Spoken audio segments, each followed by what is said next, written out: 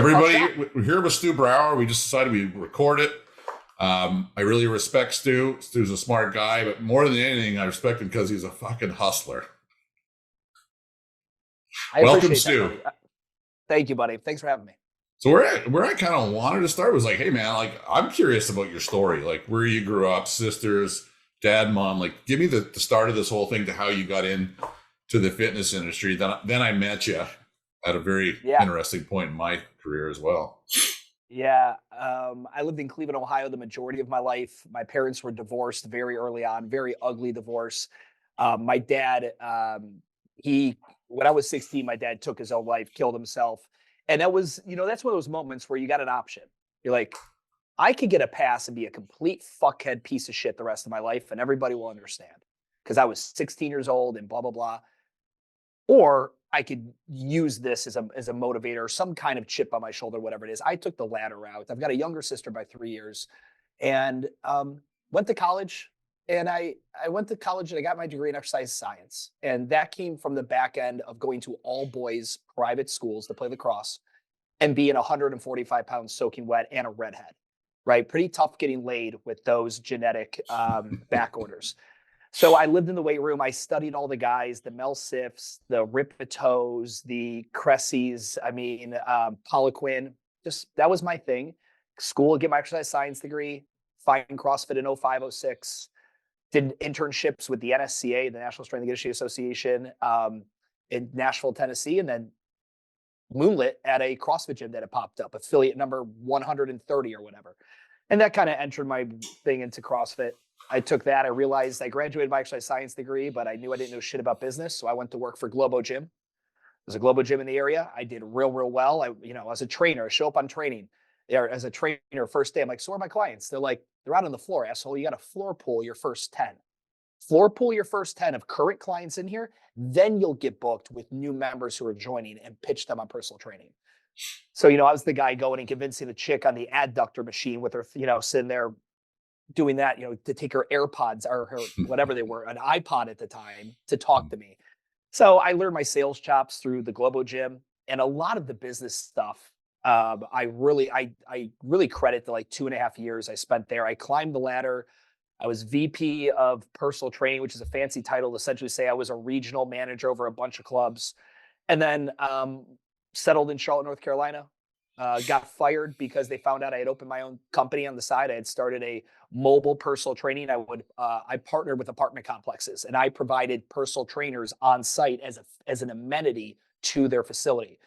And that worked out really, really well as a side job. I was, 40 hours a week in my Globo Gym gig, traveling around doing that, and then making a solid rip after taxes of 6 to 8 grand a month for me after the trainers all got paid. It was I was living life. And then they got fired me because of the non-compete. And I realized I got to open my own gym. That took me down the road of opening up CrossFit South End, which I had for 7 years. And then I opened it up in 2011. And I'm sorry, 2010. And then right around the time, 2014 or so, I spent some time with James Fitzgerald. I got to do like his 5-day program, his CCP certification. It made me really realize a lot of the things I was doing as a CrossFit affiliate and what I was programming for people I didn't agree with anymore. And I hadn't agreed with it for a while, but I just didn't know any other way. James kind of reopened my eyes, and it made me want to rebrand. So I broke CrossFit off, de-affiliated, created my own thing. I had always been pro buy a building. I knew I wasn't going to retire on the merit of my gym success. And again, at the best, I was a $500,000 a year gym at about a 26 to 27% margin. The number 500 is not that impressive. My margin, I was always really proud of. I ran a really lean ship. Yep. And I had a very small team, but they made good money. And that I used the money that I made from the gyms to purchase commercial real estate in Charlotte, rebranded, moved the gym over. And then in 2021, someone came by and made me an offer I couldn't refuse to lease out my entire building on essentially 2 10-year terms and pay me an amount of money that passively I could never take home free and clear like I could owning a gym. So, All right, there's three avenues I want to go off of that. CrossFit, and when you met James, let's just table that for a second. The The second one was when you decided to actually get out of the gym game and become a tycoon in the real estate industry here. But I want to go back to how did you get out of the situation you were in as a child, and how's your sister doing now? Sister's incredible. She's a physical therapist. She's got her doctorate in physical therapy. She specializes in 55 plus. She travels the country and works for a company called ICE, Institute of Clinical Excellence. So she teaches clinicians how to properly work with this population through Cool. functional exercise and PT. Um, she's got a lot of pizzazz that I do. You know, she drops F-bombs left and right like I do. We grew up in the same household, being Cleveland Browns fans in an Irish American family. I mean, I joke around, and you know, I'm sure this is not a work safe podcast, but I mean, I No, remember no, my grandfather. you can say whatever you My want. grandfather's screaming at the TV when I'm 7 years old, like this fucking cocksucker, cunt motherfucker, and I'm just like, man, that's just That's cool. just how it I works. like that. Grandpa said it. Anyway, but so she's great. She's here in Charlotte, North Carolina. She just got married. We live like 2 miles apart from each other. Very good relationship. And my mom, a lot of my family is still in Cleveland. So grandfathers, aunts, my mother, they're all still in Cleveland. You know that they were divorced at the time, but it was still, you know, when my dad passed, that was a hard thing for the family as well. But I've got a good core group of family up in Cleveland, Ohio, that I don't get up as often as I'd like. I fly them down here a lot because I don't want to go to that cold white shit. I'd rather them come down here and see me. But now I've got a 6-year-old daughter, so that's also an easier bait to Yeah, bring family that's down here to big. see her. Yeah, So that's big. yeah. So did you do any personal development, or you see any psychiatrists? You do any of that stuff to Yeah. pull yourself out of all that? Yeah, you get divorced parents, especially. It was a very nasty divorce. They didn't have a good one. So I was like seeing a child behaviorist when I was a kid because of that. Mm. After my dad passed away, it was, you know, I'm pretty sure the high school had me see someone, but my outlet was always lacrosse at that point, and fitness. And those are big outlets. Social was another one. I was always the class clown. I'm a very extroverted person. I like being out in public and doing things. It gives me energy. And then when I opened up the business, it was several years removed, but I started getting mentors probably by year 4, and some of them were very informal, right? Local clients of mine that were very successful in business that I would take out the coffee and meet with regularly. Then it got very formal, actual executive coaches and things of that nature. Um, and I still maintain a schedule like that with multiple people that I would consider mentors who I go to with when I have thoughts and paradigms in business that I have not yet traveled far enough to handle on my own. Any more to say about that? We through the childhood and through the. Yeah, one thing I tell everybody: colleagues over competitors. I mean, Brandon Cullen is the co-founder of Metabolic, who is a direct competitor to me in Charlotte, North Carolina, and we've always been close. And when I got divorced, we didn't know each other all that well. I wanted to go to other entrepreneurs who had also gone through divorce because I wanted to talk this thing out, who had also had kids and things like that.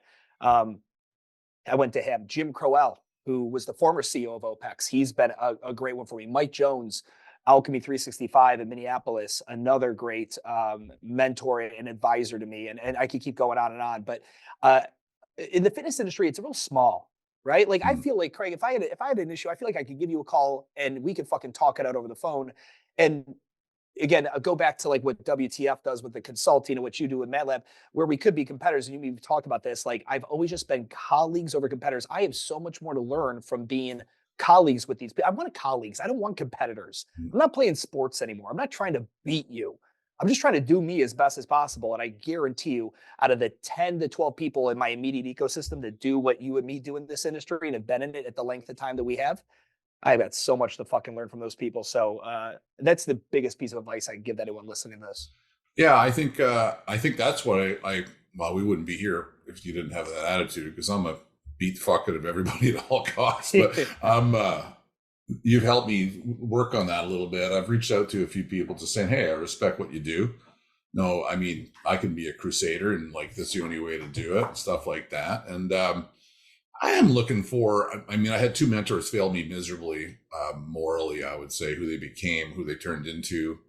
And it's hard to trust someone for me to be, I mean, I don't maybe need that kind of a mentorship anymore, but there is some things going on with our company now. We're starting to grow and starting to, all the things I've been working on that, we talked about is starting to pop. And I probably need some help on how to manage this because I fucked it up the first I've time, I've I've found one of the best forms of mentorship is other individuals who are same stage or slightly above you, if not significantly above you, and having like a quarterly, hey, let's get on a Yeah. Zoom and have a cup of coffee. And like I'll spit my problems at you and Yeah. I'd just love to hear your take on it. And then you Yeah. spit your problems at me and I give you my take on it. That has been incredibly beneficial to me.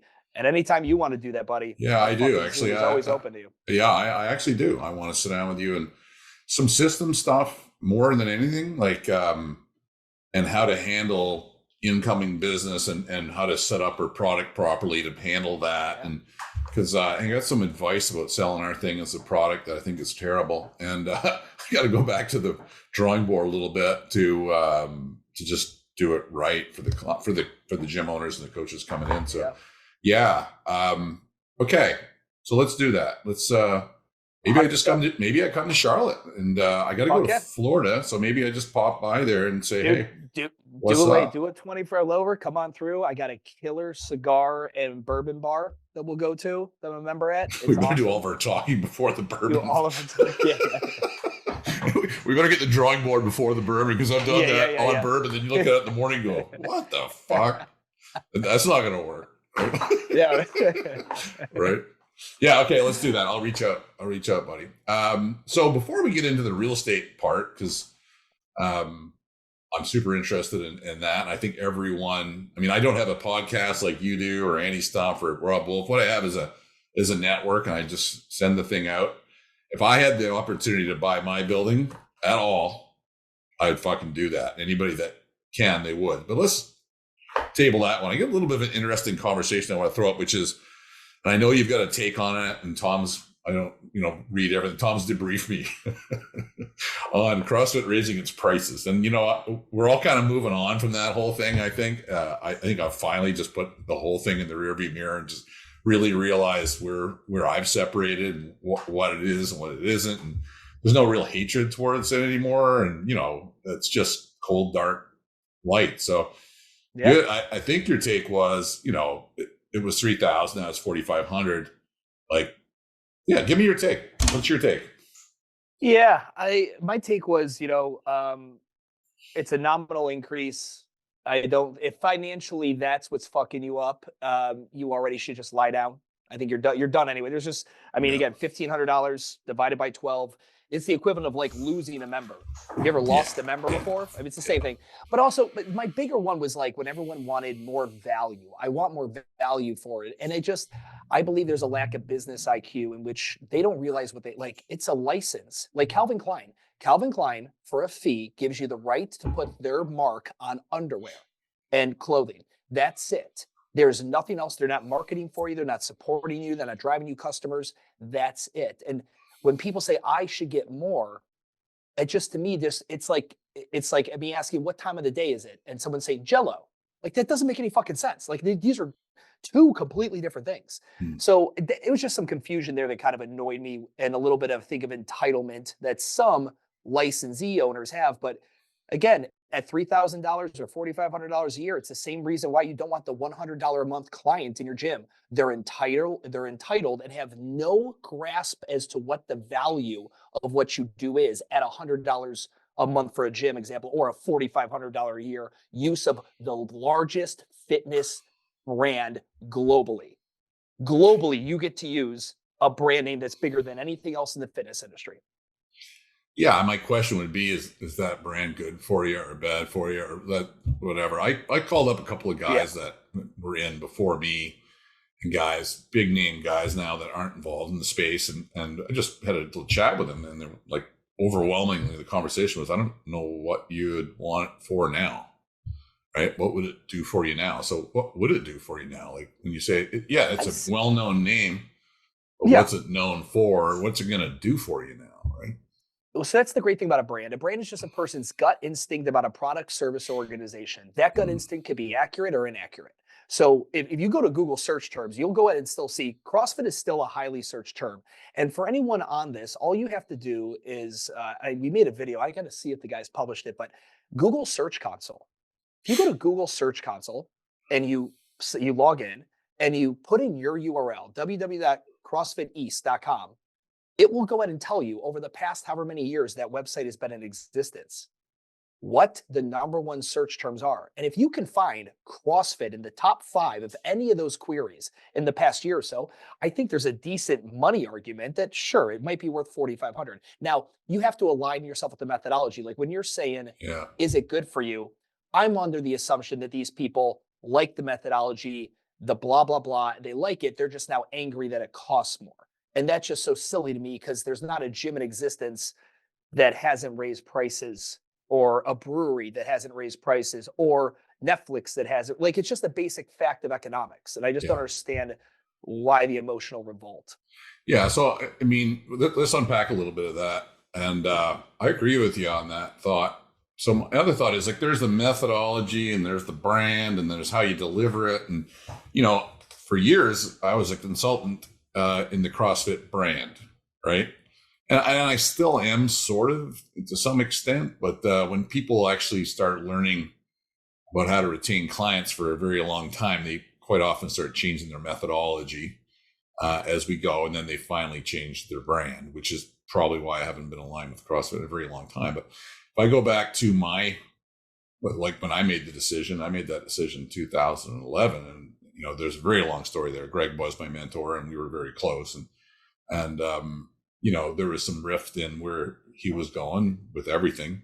And I disagree with it, but I didn't really change my brand until this happened. I was talking, like I talked to lots of gym owners, and one guy today he's been around since 2011. I was like, listen, the thing that really propelled that brand at one point was you could open up a gym, put CrossFit you could have been a guy that's sitting there with 7 clients forever. And you have whatever your reputation is, and you put CrossFit shingle over the front of the door, and you're literally going to get 100 people in 2 months. He said, yeah, that's exactly what happened to me. I was a personal trainer, and I only had this many clients, and I opened up in 2011, and 60 people came in the first month, right? And there was a long time you could do that, right? I would say from 2009 to 2013, 14.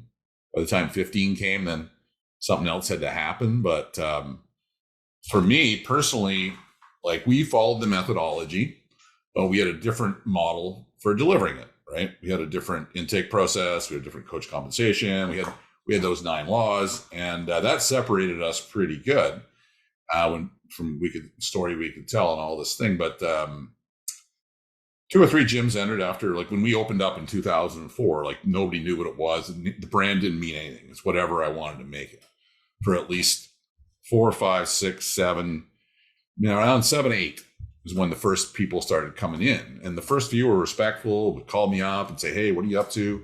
And I go, just don't try and undercut it on price. Don't try and do the dirtiest, cheapest thing in the world because my brand is tied to yours.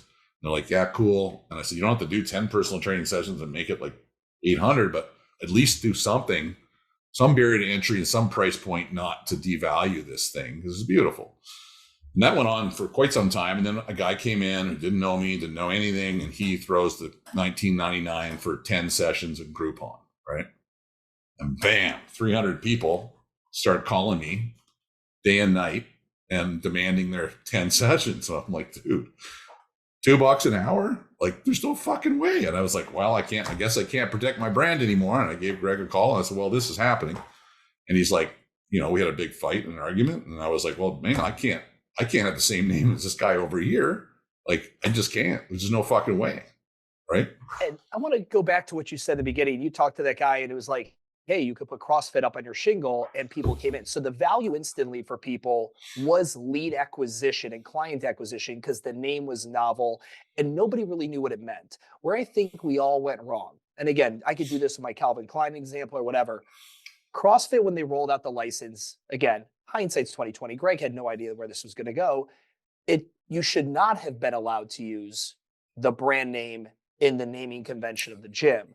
It was simply the education and methodology. And the methodology is up for interpretation because, as you and me both know, constantly varied. Functional movements of high intensity is what Orange Theory and F45 and metabolic and everyone, it's such a broad definition. It's like saying pizza is circular dough with sauce and cheese.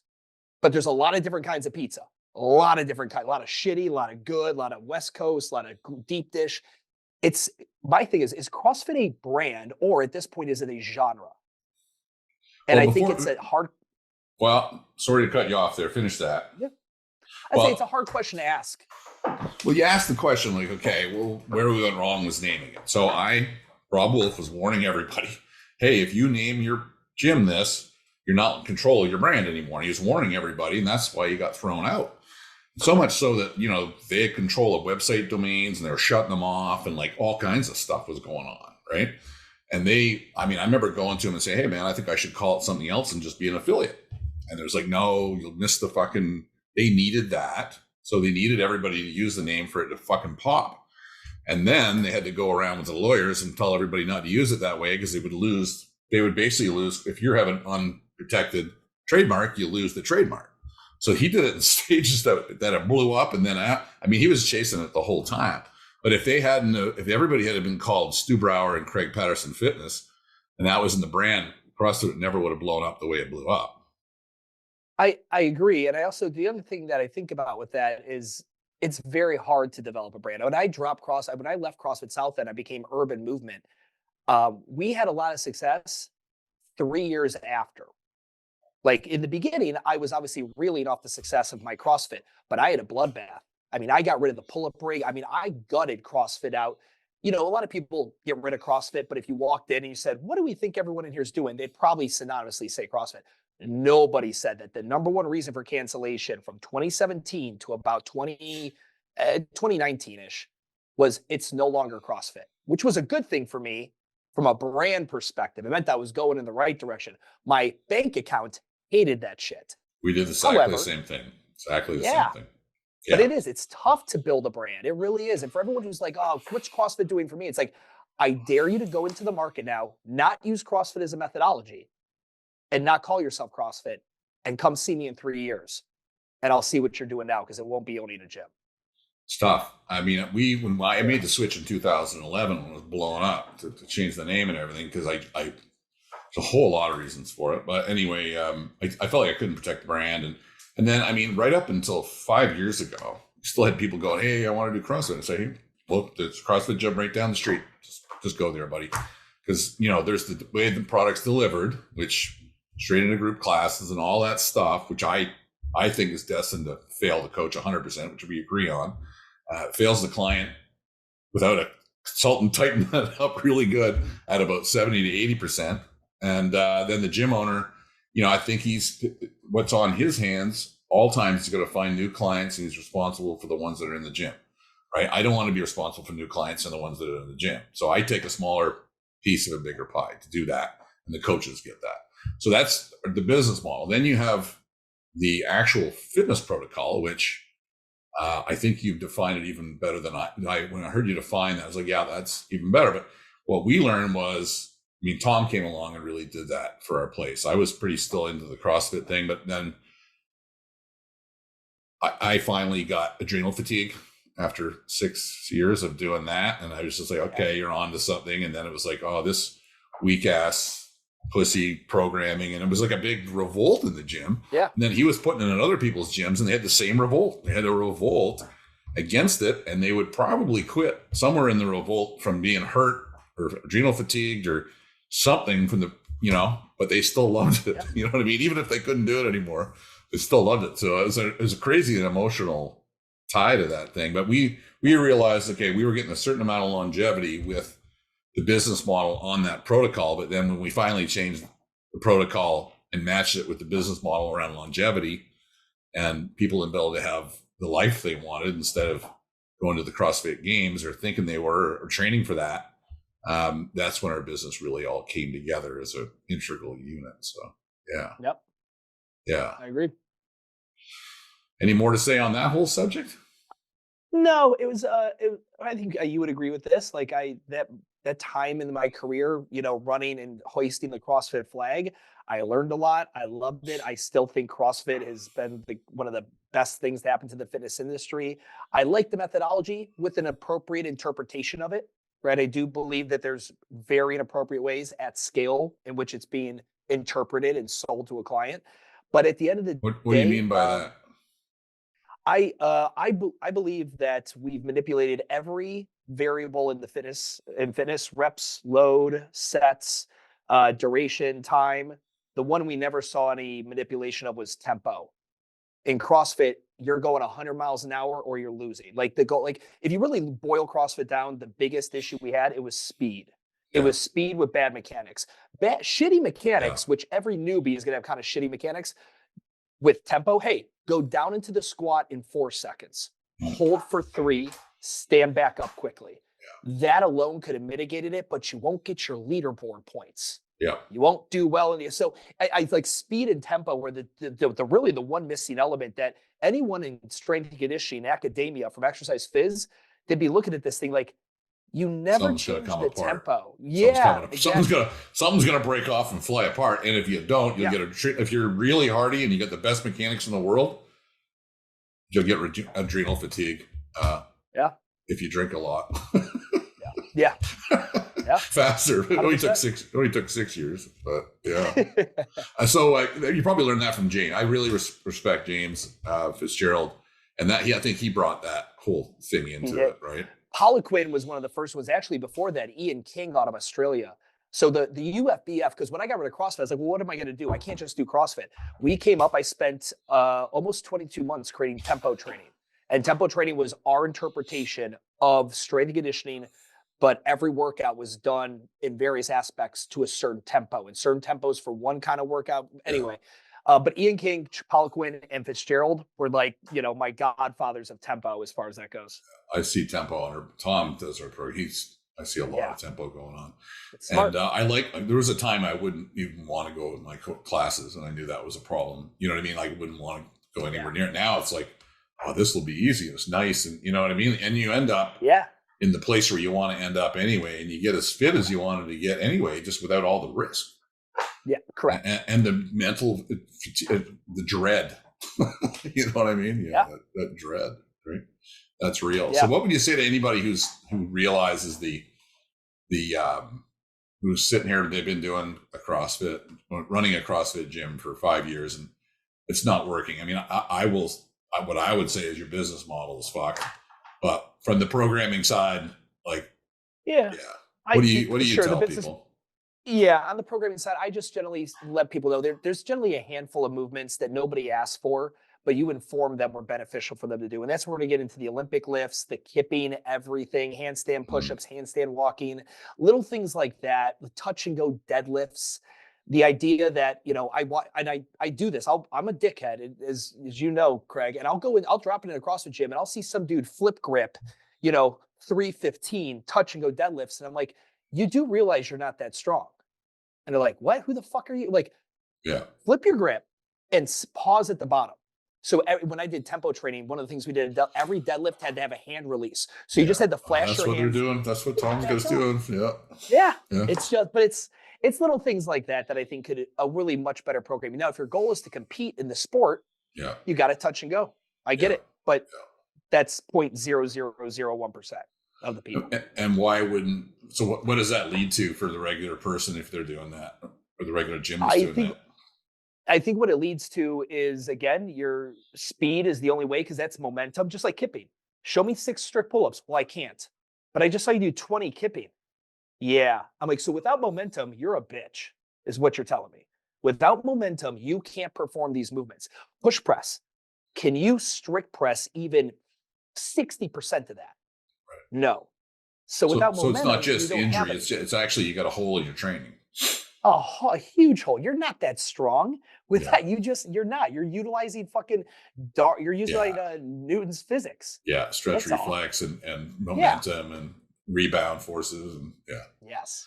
I used to love doing like 6 bench off my chest, and I still think I have I think it's some surfing now, but it's pretty much the same place where you got these big calluses, right? Yep. For the knurling hits. Yep. Yeah.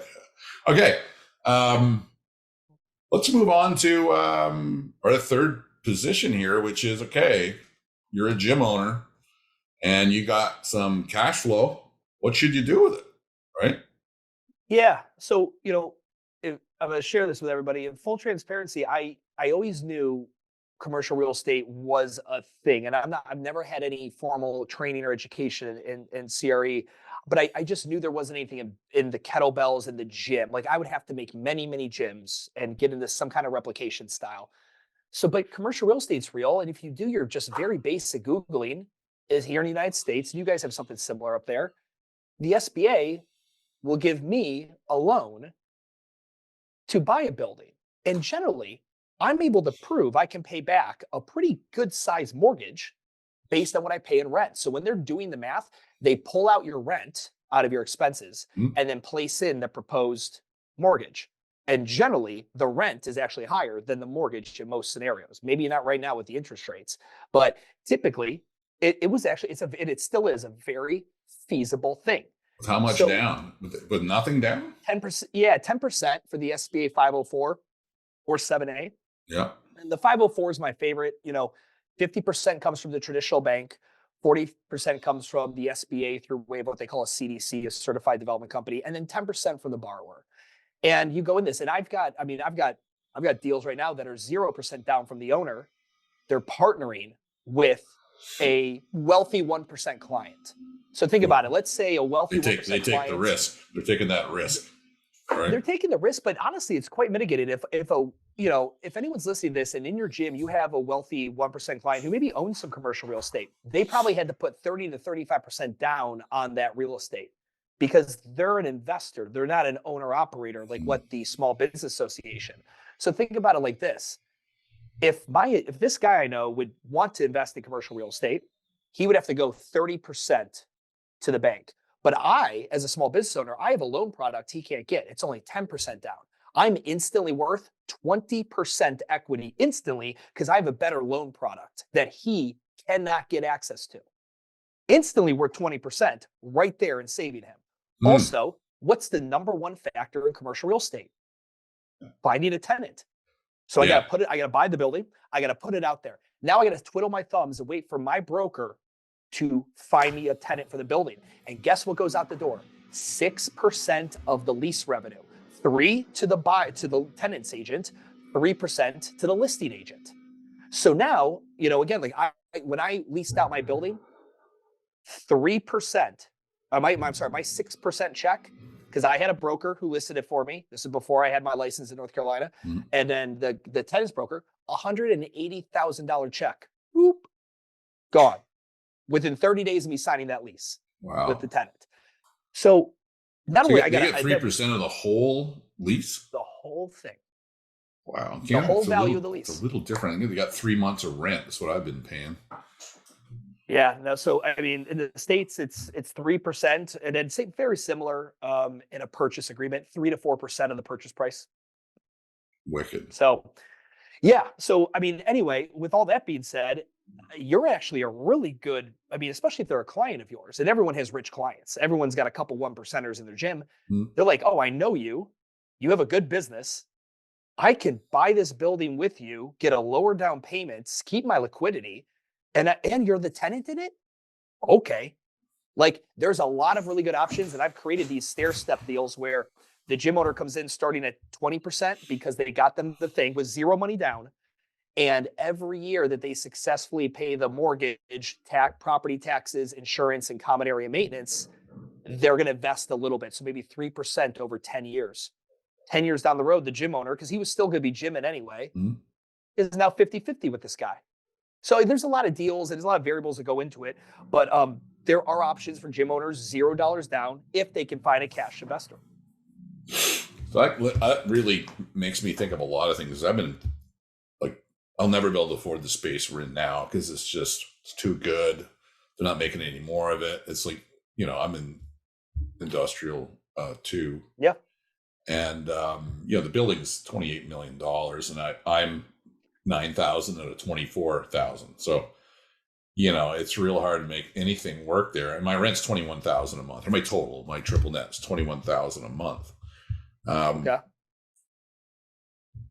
Yeah, I'm just sitting here thinking if we could I need to figure out a scenario where it's, What's going on here is strata industrial, and I have to be on the second or third floor. Right now, I'm on the ground floor with bay windows and tons of natural light, and it doesn't get any better, right? And there's even parking around everywhere. It's like it's fucking brilliant.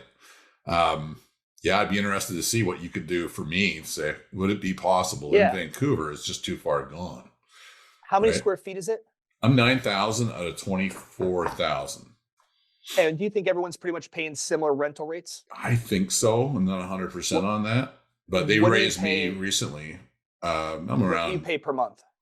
21,000 triple net. So. Okay, so 21,000 means you're paying times 12.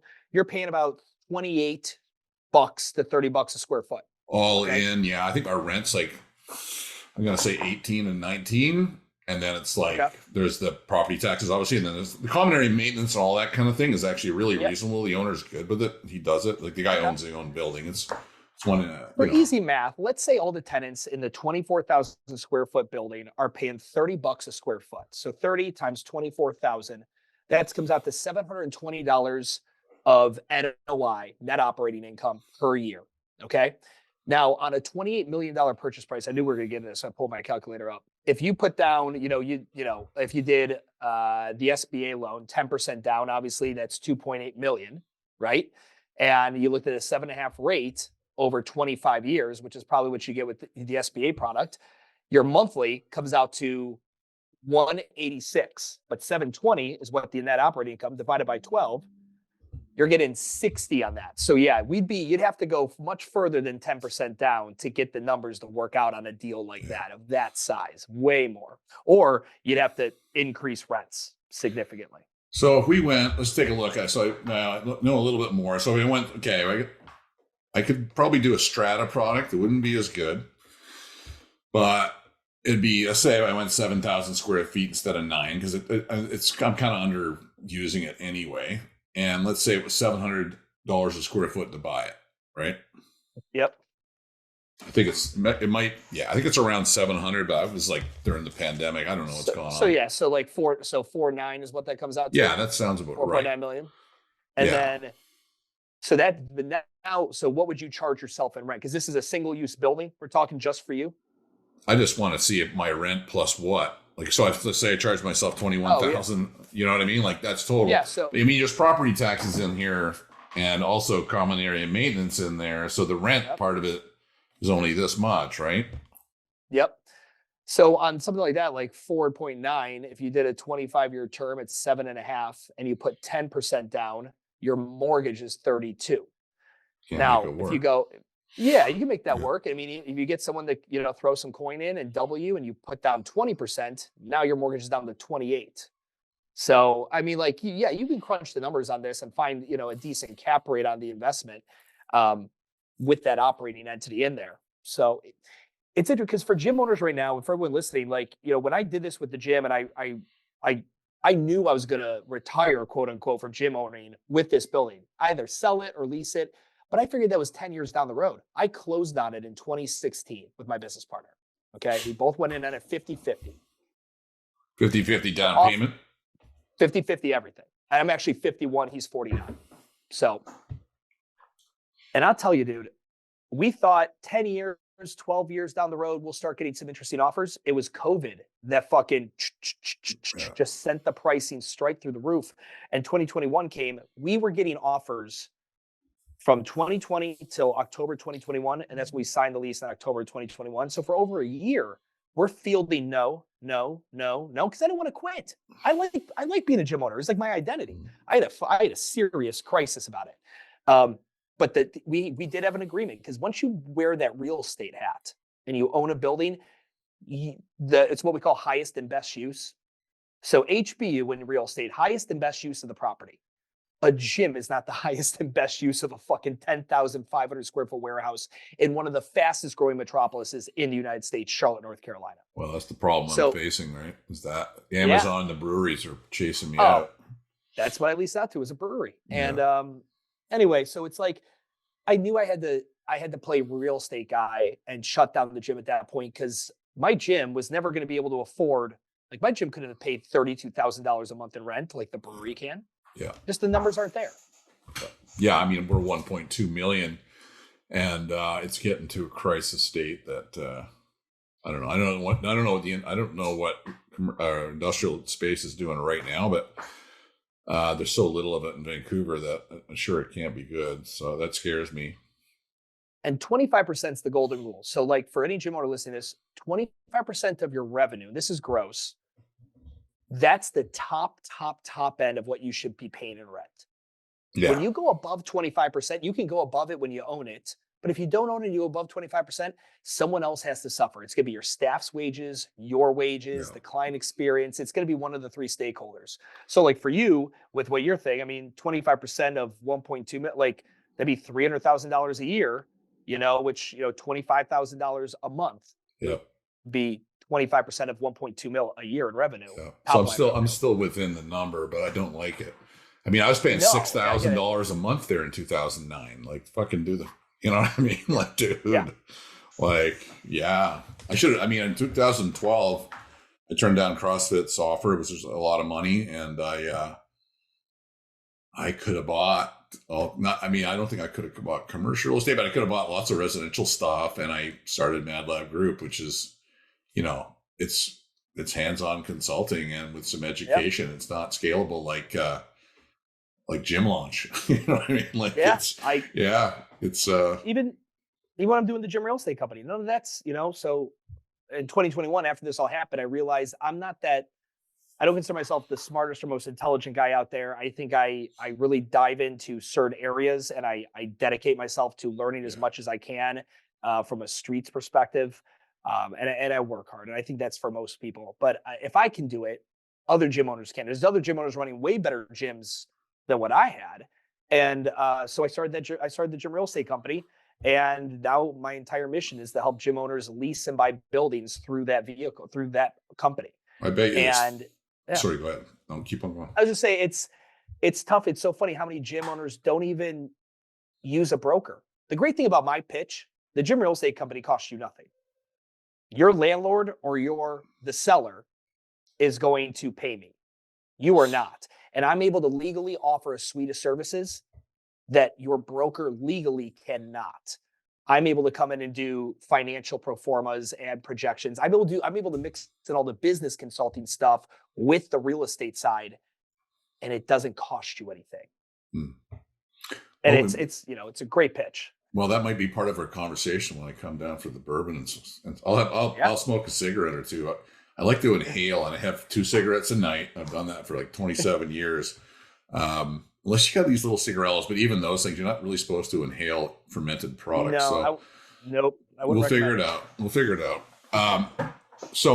shit, where was that? I forgot. So I know in our network right now, I can think of a dozen guys right now that would probably they should jump on this kind of thing. Because if I could afford it at all, I would have done it long ago. Like in Vancouver, just the economics don't make any sense because people are parking money from overseas in it, and they don't even give a shit what the return is. It is more correct. You're hiding it from foreign governments. You're hiding it from money laundering. I mean, that's what's happened here. Canada's a joke. Like it would never happen in the U.S. What's happened here? Like it's fucking beyond bananas. You know what I mean? Like, Trudeau's fucking shit up. Yeah, well, that happened before him, but he certainly hasn't helped it. And they're trying to. Even our provincial government or federal government, they got together to really, with the developers, to really go overseas and promote them bringing their money here. And like it actually fostered. I mean, I might be getting out of my element now, but I think it fostered an element of bringing criminal money to the country. And there's guys with, this is well documented now. They've caught these guys, let them go, with coming into casinos with $4 million in a hockey bag day after day. Play 2 hands and fucking cash out. Now it's good, right? I mean, and to put that right into real estate. Like, I can't remember the number, but I think it was 80 billion over a certain short period of time that's sloshed around there now forever. So, that's Vancouver. But I mean, I actually want to learn more about the subject. So I'll pick your ear on that. And we might even come on and do another show and say, okay, this is what we found with this guy. I mean, if you're up to that. Anybody in my network that wants to, hey, let's take a look at your business. Let's take a look at the thing, and maybe I don't know how many people want to put their numbers out there or not, but it would make a great show. Yeah. It would. And so like first thing I look at, so when someone gets, and anyone could go to, gymrealestate.co and book a discovery call. We're just going to get on. There's a little intake form so I get some background on you. But if you're looking to buy, my first thing I have to do is determine your debt service coverage ratio. And in the States here, we're looking at about, like most banks, to make you bankable for the loan. What does debt service coverage ratio mean? Maybe describe that, find that really good. Yeah, 100%. So for everyone with debt service coverage ratio, whatever the annual debt service is, the cost of the debt annually, the bank wants to know you're going to be able to repay it. Pretty simple. But they want to know you're going to be able to repay it with a buffer. And that buffer is generally 1.2 to 1.25. Right. So for everyone, for easy math, for every $100,000 you're going to borrow, they want to know you can generate 120 over the period. Right. So if I could make this real simple, I'm paying $20,000 a month in rent, or 21 or whatever. If I take a loan for 18,000, they're good. Right. Very simple. So, yeah. Good. Now, there's a few other things attached to that. Like the one thing that's really hard, I have to, I have to tell more people than not that they're not bankable, because I've got a team of preferred lenders here in the United States that are SBA based. They're the largest lender of SBA loans in the country.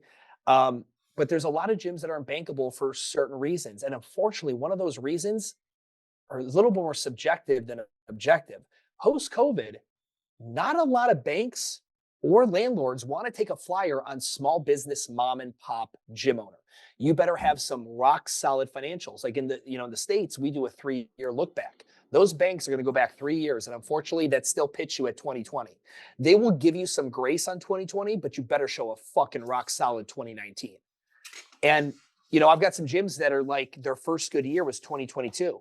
And they're like, am I ready? Like, no, you're not even fucking close. Unfortunately, you're not ready yet. Well, that brings up a point that I see in our industry a whole lot. Like guys are like, yeah, we made $50,000 a month, and I'm like, and we're projected to make 80 next year. I mean, how many times do you hear that one? And you go like, okay, like this is for a good reason. Like I think anybody can make $100,000 a month in a gym. Anybody. I mean, I could go open a new one. And make $100,000 a year for 2 years, and then it's going to fucking collapse. Like, because it takes a long time. It's taken me 19 years to build the gym up to $1.2 million a year. And if you do it fast, it's really fucking fragile. And the banks know that. Like I almost sold mine in 2015, 16 when MadLab business was growing so fast. And I was going to sell it to my guys, and they couldn't decide on a few things. And I got in front of the bank, but what they wanted to see is 5 years of financials. They wanted to see like a higher barrier to entry in the market, which I kind of had. But I mean, if you got real low barrier to entry in your market, like, hey, Susie can open up right here with the same brand as you, dude, no one's going to loan you any money. I mean, that's, that's a tough sell. And then how long has your staff been with you was another big question. I went through the whole thing and they were like, yep, you're good. We'll give you 5 times EBITDA. And, at the time we figured that out to be about $850,000, and that was the price. And I gave the guys a friend discount, probably another 10 or 15%. And I was going to go on my way. And when the bank sat down with them to do the deal, they approved the deal. When they sat down with them to do the deal, like who's going to lead this thing and how are they going to do it? And they got a really, really bad feeling about that. And they came to me and said, listen, if you want to run the thing, we'll let them the money, but you got to manage them. Like I hadn't done that. So that's what I'm working with Tom on, is someone needs to run this fucking thing. I have to sell it. Right. And they need to trust that person that's going to run it to sell. Oh, 100%. Right. And then the other thing it's interesting too, is even like right now, it's the fitness franchises. Did you read the Bloomberg article? I have not. No. Oh, I just wait till something penetrates my sphere. So you just penetrated my sphere. Put it in the chat if you got it. I will. Natalie Wong wrote an article all about Exponential. Exponential, the big holdings company that owns the largest boutique fitness holdings company in the world. They own 10 different brands anyway. Know. Because I know those are the guys that contacted me through the one in UK. I think. Do they do it in the UK too? They've got some in the UK. Yeah, well, these are the guys. It's about look behind the scenes of all the treachery going in with that particular franchise and the shit that they pulled. I'll send you the link here later. This But is the more at issue, 45, like, IPO at $18, now it's at 5 cents kind of thing. And the reason why it all now collapses. their stock has been doing well. Typically, their stock is exponential stocks has done Yeah. well, but their practices are horrible. I mean, like they take all the shitty franchises, get them off the books. They've sold Oh as yeah. many as 65 broken franchises for $1 just to get them off the books. Well, Orange Theory right? is doing the same thing. Yeah. From what I So, heard. and again, and I tell people franchising isn't the problem. There's some good franchise systems, but it's like anything else. They can fail. Everyone thinks a franchise is a guaranteed ATM. No, it's not. It's a fucking business like I would anyone say else. it's guaranteed to fail. So I would say, I would say, if I now, seeing the model in the fitness industry and seeing them come and go from curves to CrossFit to F45 and everybody in between, I think what I've seen, for the most part, they're all built to get 400 or 500 members, sell it to someone who's unsophisticated, and then it collapses over 2 or 3 years, and it's not the franchisor's problem. Right, and I would argue that the franchise model it's to be successful. It's sort of an Orange Theory. If the exits in 5 to 7 years, and the people who put the money into the franchise Yes. exit and they make the money, then technically by definition that would be successful. But you're right, you cannot name a franchise that has surpassed 20 years that's been around forever. Now the legacy brands are the corporately owned. Lifetime Fitness out of Minneapolis. Incredible brand. I mean, it's a different model, Health like Club, Golds Health and all Club. that stuff. Health Club Health model, Club, I think, can work, and they have no illusions that, it's a totally different thing. But as far as this group exercise thing that they're spinning out, I think every single one of them will fail over time. I don't think there's any way around it. Yeah, I would say you're probably at, if you could go 7-ish years or whatever, you're probably in the 1%.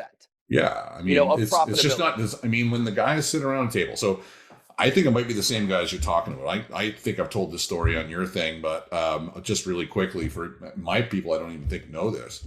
So we got a hard stop here in 5 or 10, or you tell me if it's before that. But I mean, I thought it was my golden opportunity. I flew to London, England, and sat down with these guys, and they said, "Yeah, we do these franchises." And then I was like, "Okay, what about the client development process?" And straight into a group class, we get 500 members, and then we sell it to someone who's a dentist or a middle management at a company or something like this, right? Housewife with too much money.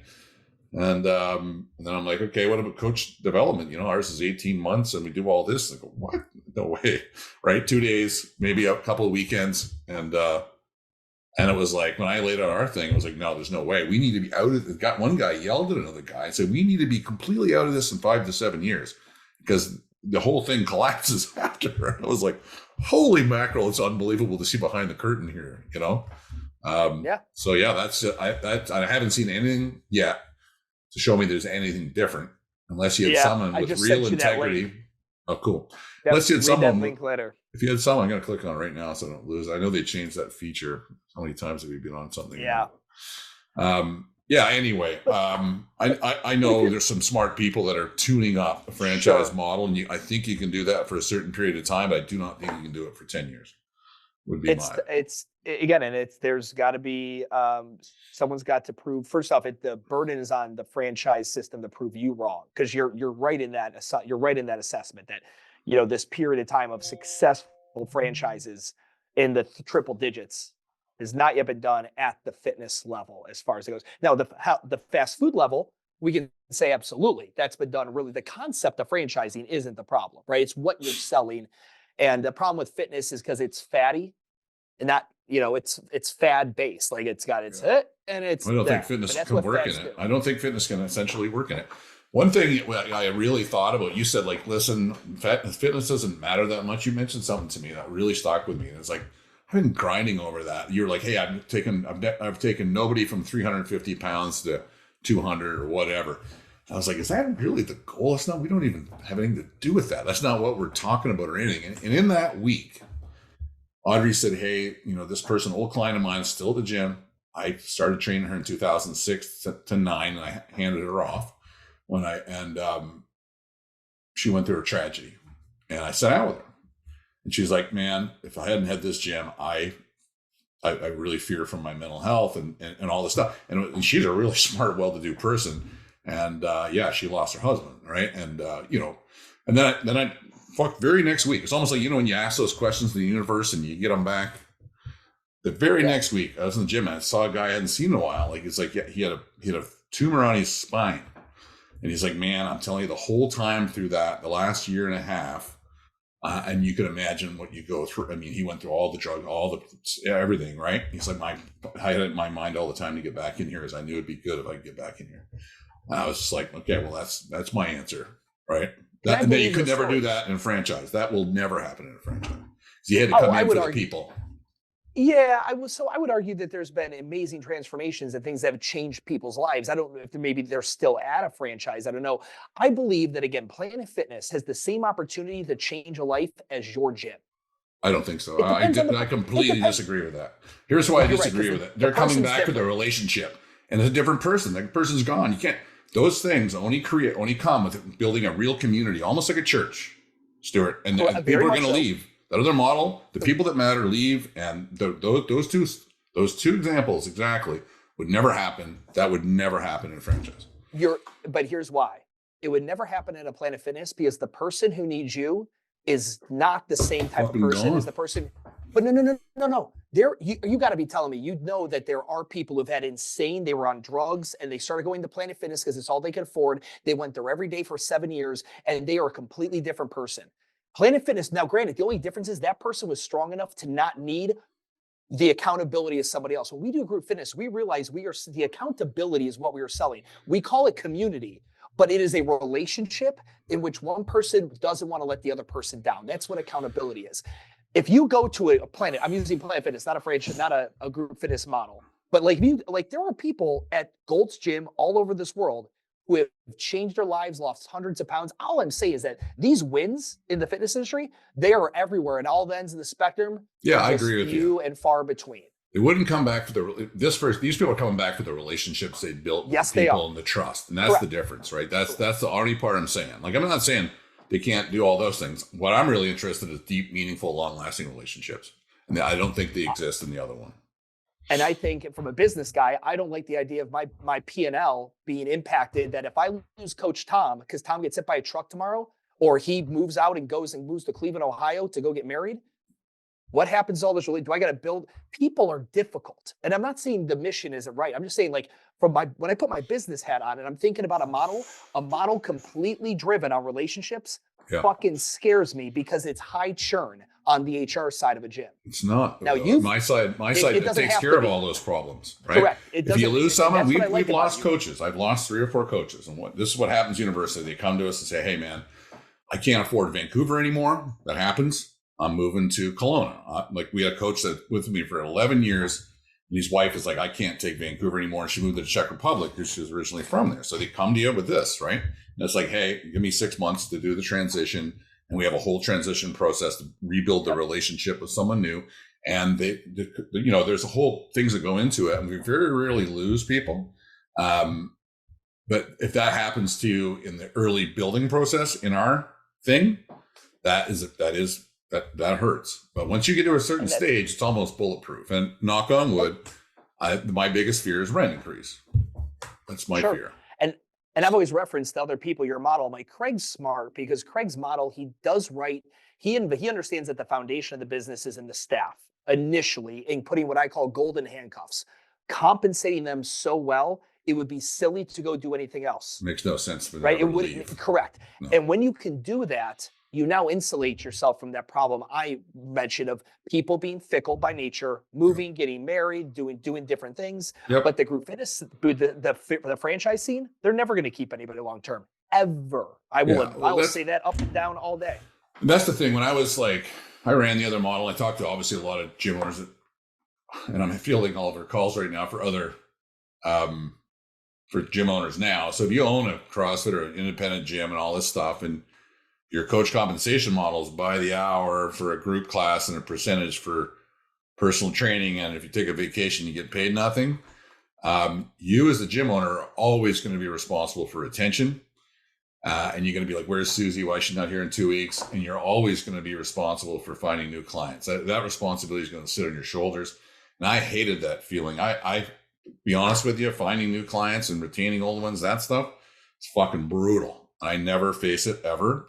And if you want to do like things like a price increase, like we just did a price increase, right? So we had to increase our overall an average of 18%. Some older ones we had to move up and this and that. And I asked gym owners now, like, okay, in the model you're currently running, or the model that, you know, you're going to hire, you know, someone to teach you on, how would you handle that? And the first answer was a group email. I go, well, you can lose 30% right there. That's guaranteed.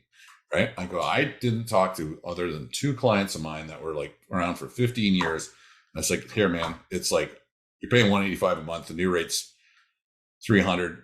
If I said it, godfather it, but I'll grandfather it rather at compound interest times inflation. Let's do the math on that. Is that good?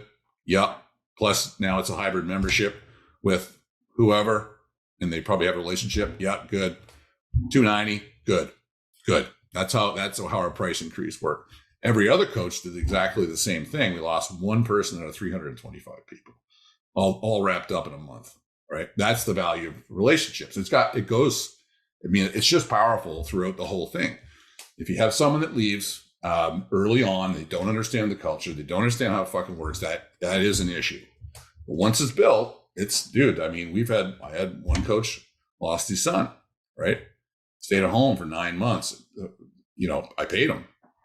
I could, right? I had another coach got sick, 9 months, paid him $5,000 a month to stay home. That's never going to happen in the other model either. Like, it just bulletproofs it. And anyway, we're on my podcast and I'm fucking speeching here. Sorry, buddy. I love it. No, it's like me and you. That's what we're going to do. That's what we just did that over. That was the prelude to the bourbon talk, right? That's right. To the bourbon talk. Sorry for taking over. Dude, this is great. Yeah. So, okay, let's finish it up. I want every one of our gym owners that doesn't open their building to give you a call. How do they go about doing that? Yeah. So just go ahead to the gymrealestate.co website. Phil, just put in your information, book a call. We'll get on a call for 30 minutes. 97% of what I do is lease based, because unfortunately, not yet, but the good work you're doing and other people are doing, hopefully we're going to have more gym owners in a financial position to be able to buy. And then 3% of that is people purchasing. And it's I've been doing the consulting thing since 2015, and I still work with a certain subset of gyms on consulting stuff. The real estate side, I feel, is so much more interesting to me, because it's something that the lease thing is important, because gym owners, it's the biggest financial commitment they make. When you know how it is, when you first sign a lease, that's the number one, that's your biggest nut until payroll surpasses it and you grow. But they just do it so poorly, like having no one advocate for them and negotiating TI and all that. And because I'm not a local broker in fuck off Ohio, like that's the other thing crazy too. I don't go look at a single building. I don't fly and travel to go. Why? Like residentially, if you wanted to buy a home in Canada, you'd go on Zillow. Yeah, I mean, and they're selling to China all the time now with virtual. They got that all figured out. I mean, they're not flying from China here. They're selling. The person never leaves China and just sits here and buys a $5 million home without even ever looking at it.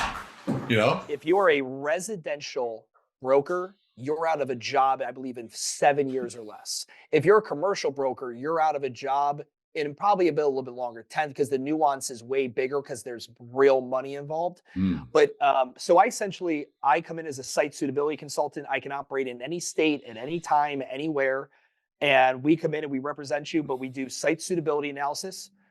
So I can do Experian Mosaic scores. So if you know with like the credit bureaus in the United States, we have Experian, TransUnion, and Equifax. Equifax is the one I use. Yeah, Equifax is big in Canada. So are you interested in taking a look at Canada? Because the BDC would be your SBA and all this kind of stuff. So if there's a Canadian gym here if there's a Canadian gym here, let's make it a pilot project and take a look at it. 100%. If you're willing to put some work in to understand how it works here. Because I'm curious too.